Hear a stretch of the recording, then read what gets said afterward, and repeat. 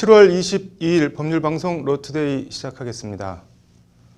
조국 전 법무부 장관이 민정수석 시절 박근혜 전 대통령 1심 재판장과 같이 밥을 먹었다는 취지의 허위 의혹을 자신의 유튜브 채널을 통해 제기한 우종창 전 월간조선 편집위원이 지난 금요일이죠.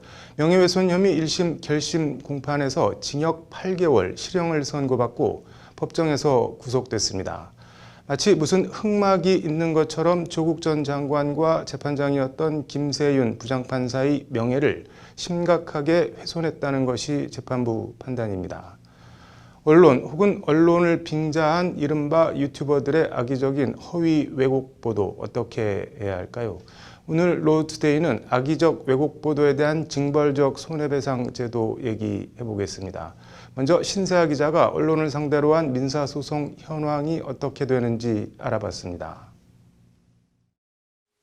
우종창 씨에 대한 실형 선고 사흘 뒤인 지난 20일, 그제 조국 전 장관은 페이스북에 자신과 가족에 대한 악의적 오보에 대해 대대적인 민형사 소송을 예고했습니다.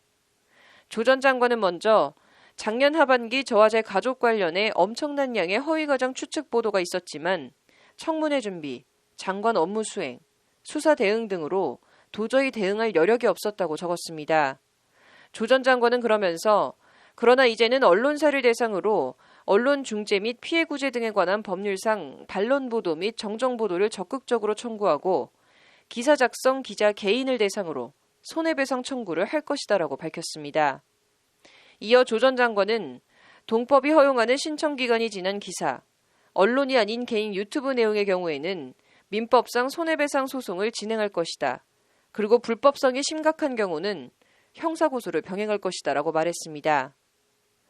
명예훼손 형사고소와 함께 손해배상 소송을 내겠다는 뜻을 거듭 밝힌 건데 조 전 장관은 이상은 저와 제 가족의 명예를 지키기 위한 최소한의 방어 조치라며 시간이 걸리더라도 문제 기사를 하나하나 찾아 모두 조치할 것이라고 강조했습니다. 조 전 장관의 페이스북 글이 알려지자 인터넷에선 악의적으로 허위 왜곡 보도를 일삼은 하이에나 같은 것들에 반드시 본때를 보이시라는 응원과 본인 가족이 아니란 생각도 안 하고 적반하장에 오만부도하다는 비난이 양쪽에서 동시에 쏟아지고 있습니다. 그런데 언론 보도에 대한 민사소송 승소율은 얼마나 될까요? 언론중재위원회의 언론 판결 분석 보고서에 따르면 2009년에서 2018년까지 10년간 정정보도 청구 등 언론 관련 민사 1심 판결 중 원고 승소율은 49.31%로 절반밖에는 안 됐습니다. 그리고 상소심의 원심 판결 유지 비율은 88.37%로 거의 뒤집히지 않는 것으로 나타났습니다. 이는 결과적으로 오보임이 밝혀진다 하더라도 보도 당시에는 진실이라고 믿을 만한 상당성, 언론 보도가 공공의 이해에 관한 사항으로서 공익성 등 이른바 위법성 조각 사유에 따라 언론에 일종의 면책특권을 주고 있기 때문입니다. 특히 민사소송 가운데 손해배상 청구만으로 한정할 경우 원고 승소율은 39.74%로 더 떨어지는 것으로 나타났습니다.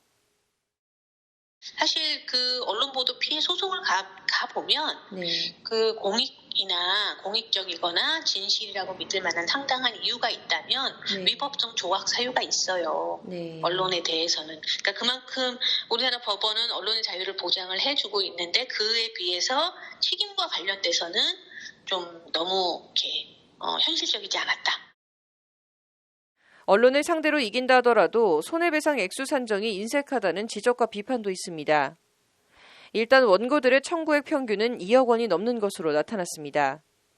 하지만 2009년에서 2018년까지 10년간 손해배상 소송 결과를 보면 재판에서 이겼다 해도 절반 가까운 47.4%가 500만 원 이하를 받은 것으로 나타났습니다.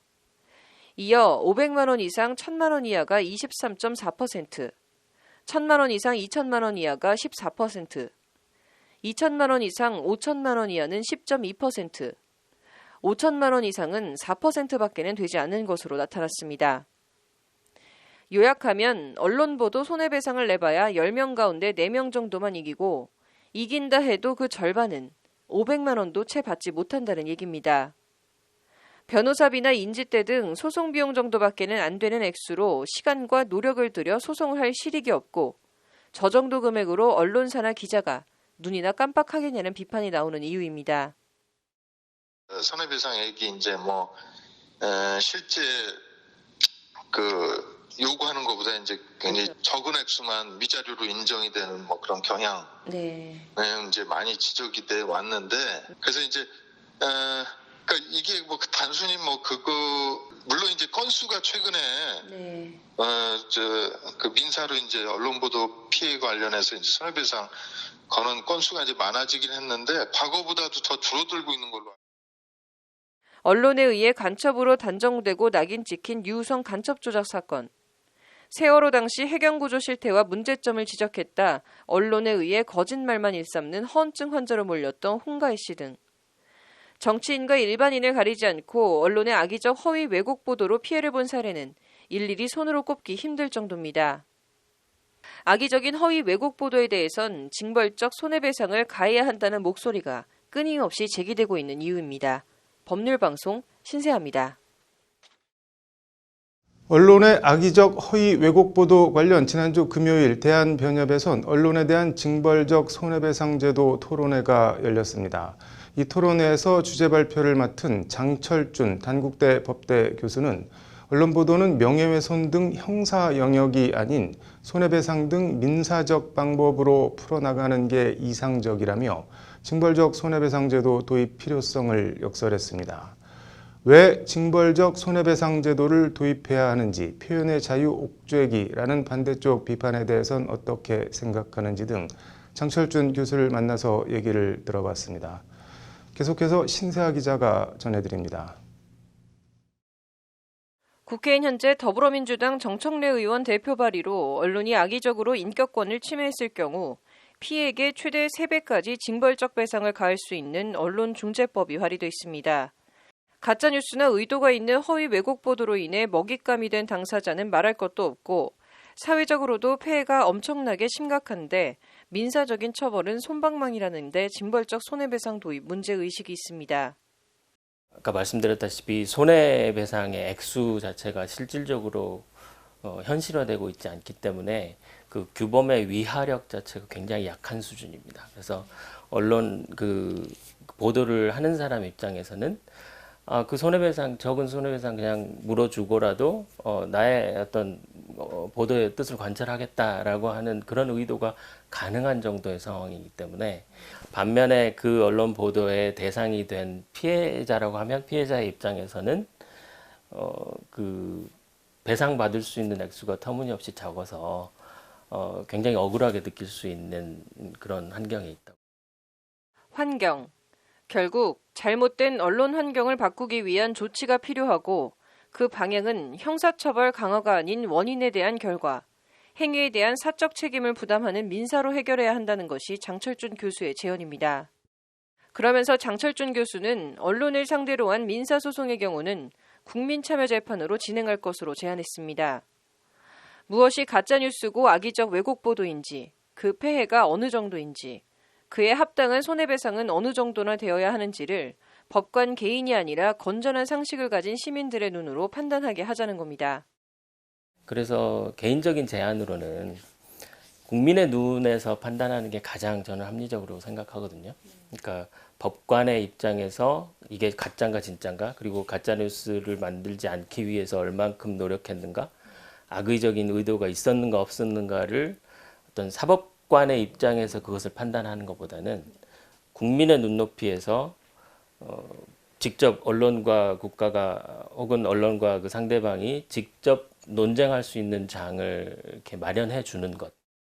해외 사례를 묻는 질문엔 징벌적 손해배상 제도가 일상화, 보편화돼 있는 영미법 국가에서도 언론의 경우는 국민의 알 권리와 표현의 자유를 폭넓게 인정해 의외로 징벌적 손해배상이 그렇게 많지는 않다고 말합니다.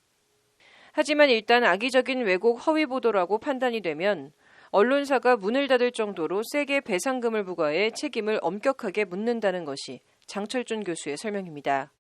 미국 같은 경우는 징벌적 손해배상이 굉장히 활발하게 이루어지고 있는 국가인데도 불구하고 언론 보도에 대한 징벌적 손해배상은 그렇게 많지는 않습니다. 하지만 한번 이루어지면 거의 회사가 문을 닫아야 되는 수준의 배상도 장철준 교수는 미흡하긴 해도 언론에 대한 징벌적 손해배상을 규정한 법이 발의된 만큼 언론이 어떠해야 하는지, 언론이 악의적으로 잘못을 했을 때 어떻게 해야 하는지, 흐려진 언론 환경을 어떻게 자정해야 하는지에 대한 사회적인 공론의 장을 열어야 한다는 말로 인터뷰를 마무리했습니다. 법률방송 신세아입니다. 네, 악의적인 허위 왜곡 보도에 대한 징벌적 손해배상 부과 얘기 더 해보겠습니다. 앞서 리포트를 했던 신세아 기자가 나와 있습니다. 이게 징벌적 손해배상법이 발의된 게 이번이 처음은 아니죠? 네, 2004년과 또 2012년 네. 두 차례 법안이 같은 취지의 법안이 발의가 된 바 있습니다. 네. 이제 언론 재갈 물리기라는 언론 단체 등의 반발에 좀 번번이 무산이 돼서 폐기가 됐는데요. 네. 눈에 띄는 거는 이제 이번에 법안을 대표 발의한 이제 정청래 의원이 지난 네. 2012년도에도 좀 같은 취지로 이렇게 법안을 발의를 했었습니다. 네. 낙천이나 뭐 낙선되지 않고 당선돼서 국회로 살아오면 네. 거의 어김없이 이 언론중재법 개정안을 발의를 했던 건데요. 네. 이 정청래 의원과 직접 통화를 했죠. 뭐라고 하던가요? 네, 이제 언론에 대한 징벌적 손해배상법 발의와 관련해서 이 정 의원은 몇몇 언론들이 아니면 말고식 허위 보도 그리고 가짜 뉴스로 피해자에게 손해를 일으키고 언론에 대한 국민 신뢰를 저하시키고 있다, 심각하다라고 목소리를 당시에 높였습니다. 그러면서 정청래 의원은 기사에 대한 책임 의식을 높이고 또 긴장감을 줄 수 있는 제도적 변화가 있어야 한다라고 발의 배경을 설명했는데요. 최근 여론조사를 봐도 허위 조작, 가짜뉴스를 보도한 언론사에 대한 징벌적 손해배상제 도입의 81%가 국민이 찬성하는 것으로 나타났다면서 이번에는 법안이 꼭 통과되어야 한다라고 강조했습니다. 네. 8년 만에 법안을 다시 발의한 건데 찬성하는 쪽 의견을 좀 들어볼까요? 일단 찬성 쪽 의견은 여러 네. 차례 좀 언급이 됐지만 네. 언론이 이제 좀 아니면 말고식 또 네. 나아가서 목표와 의도를 가지고 악의적으로 이제 상대를 물어뜯고도 제대로 책임을 지지 않는다라는 인식이 좀 저변에 깔려 있습니다. 네. 그리고 일단 한번 그런 이제 허위 왜곡 보도가 나가면은 네. 이제 스노우볼 이펙트, 우리말로 이제 눈덩이 효과라고 네. 해서 이제 피해가 좀 걷잡을 수 없이 확산이 되는 건데요. 네. 이제 이를 방지하기 위해서 애초 이런 악의적이고 허위 왜곡 보도를 못 쓰게 이른바 좀 위하력을 부과를 해야 되고 네. 그 수단으로 징벌적 이 손배제가 도입되어야 한다라는 것이 찬성 쪽 의견입니다. 뭐 어떻게 반대쪽 의견은 표현의 자유 억제 뭐 이런 걸 텐데 어떤가요? 네, 그렇습니다. 이제 말씀하신 대로 이 언론에 대한 징벌적 손해배상 제도는 이제 헌법적 가치인 이 언론의 자유를 본질적으로 침해를 해서 네. 이제 언론 활동을 크게 위축시킬 수 있다라는 것이 좀 기자협회나 언론 단체 등의 좀 지적입니다. 네. 이제 기자협회는 또 뭐 이런 악의적인 보도, 또 왜곡 보도 같은 네. 단어가 실체적인 개념이 또 불분명하고 네. 이게 뭐 악의적이라는 게 객관적 기준이 없어서 자의적 판단이나 뭐 공정성 침해 등 부작용이 있다라고 지금 반발을 하고 있는 상황입니다. 네. 네, 한국기자협회와 한국신문협회 그리고 네. 한국신문방송인 편집인 협회 등 이 언론 3개 단체는 네. 현재 이제 이 같은 의견을 문화체육관광부에 전달을 해놓은 상태입니다. 뭐 찬반 양측 의견이 팽팽하네요. 네, 반대쪽 주장에 대해서 이 찬성 쪽은 우리 법원은 현재도 네. 언론에 대해서 이 위법성 조각 사유를 폭넓게 인정하고 있다 보니까 네. 이제 악의적이 자의적으로 해석될 우려나 또 이제 네. 공정성 훼손 우려를 좀 일축을 하고 있습니다. 네. 이제 앞서 언급을 했지만 악의적의 개념을 뭐 네. 3중, 4중 전제를 깔아서 네. 정말 악의적인 허위 왜곡 보도만 악의적으로 판단하도록 했다라는 네. 반박인데요. 이 악의적 왜곡 보도로 인한 개인과 사회가 입는 혼란 그리고 네. 피해와 언론 자유 보장이라는 법익과 비교했을 때 네. 결코 이게 떨어지지 않는다라는 게 찬성 쪽의 주장인 겁니다. 네. 근데 그럼에도 반대쪽은 지금도 정정 보도라든지 뭐 네. 명예훼손 그리고 손해배상 청구를 통해서 피해가 있다면 구제받을 네. 수 있는 수단이 있는데 여기에다가 이렇게 징벌적 손배제까지 입히는 건 좀 과잉 규제, 과잉 입법 아니냐 또 이렇게 네. 또 팽팽히 맞서고 있는 상황입니다. 네. 근데 기자협회는 그러면서 이제 이미 이게 좀 네. 무리한 입법이다라는 비판 속에 두 차례나 이제 입법이 무산이 됐는데 네. 법안이 다시 발의된 데 대해서 이제 개정 목적의 그런 정당성이나 진정성이 좀 큰 의구심이 든다라고 이제 말하기까지 했습니다. 네. 이거는 뭐 중간은 없어 보이네요.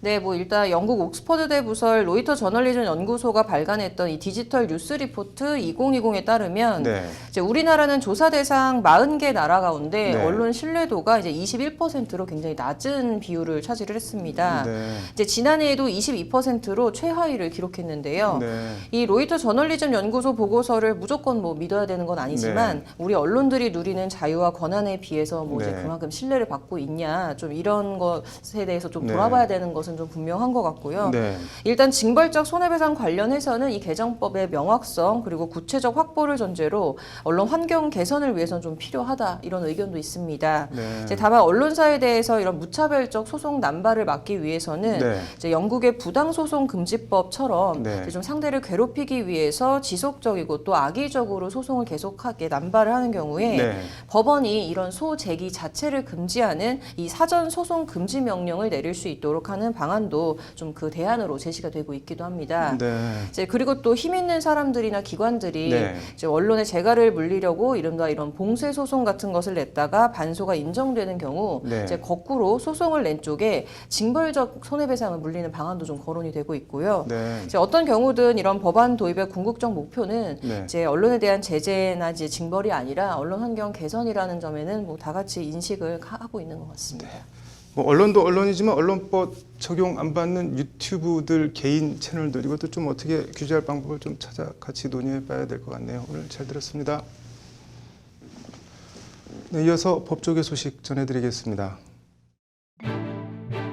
박원순 전 서울시장의 성추행을 서울시 관계자들이 방조했다는 의혹을 수사하기 위해 경찰이 신청한 서울시청 압수수색 영장이 법원에서 기각됐습니다. 서울중앙지법은 압수수색 필요성이 부족하다는 취지로 영장을 기각했습니다. 세금 28억 원을 포탈한 혐의를 받는 유흥업소 업주에게 법원이 징역형 집행유예와 함께 벌금 50억 원을 선고했습니다. 대전지법은 장기간에 걸쳐 국가의 조세징수 질서를 어지럽히고 조세 정의를 훼손한 중대범죄라고 양형사유를 밝혔습니다. 제주도의 한 주택에서 50대 남성을 흉기로 여러 차례 찔러 살해한 50대 여성이 1심에 이어 2심에서도 징역 20년을 선고받자 판사를 죽이겠다고 외치는 등 소동을 벌였습니다. 이 여성은 정당방위와 심신미약을 주장하며 항소했는데 항소가 기각되자 이 같은 소동을 벌였습니다. 마약을 밀반입해 투약한 혐의로 1심에서 징역 3년을 선고받았던 보람상조 최초롱 회장의 장남 30살 최모 씨가 항소심에서 집행유예로 풀려났습니다. 재판부는 경제적 목적의 범행이 아닌 점, 구금되어 있으며 수사에 협조한 점 등을 들어 형을 정했다고 밝혔습니다.